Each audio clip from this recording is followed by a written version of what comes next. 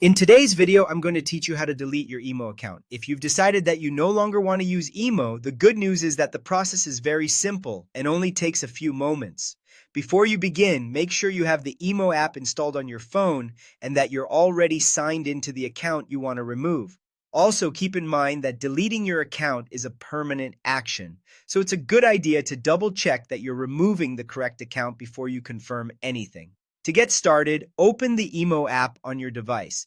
Once the app loads, look for the profile section, which may also be labeled as Me, depending on your version of the app.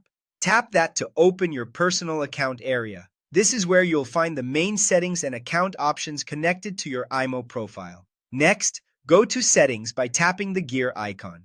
The Settings menu is where imo keeps important controls related to your account, privacy, and app preferences. After you're in Settings, look for the Account or Privacy section.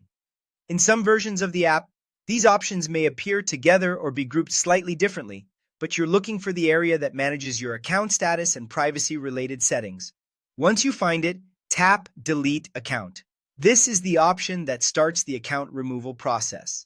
At this stage, emo may show you a warning or confirmation message to make sure you really want to continue.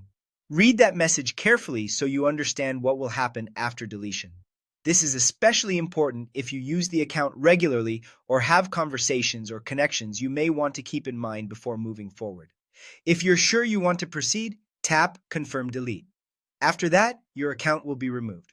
Depending on the app version and your device, the change may happen immediately or after a brief processing moment, so just give it a few seconds if needed.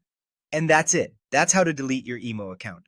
If you're following along on your own device, take your time with each screen and make sure you confirm only when you're completely ready.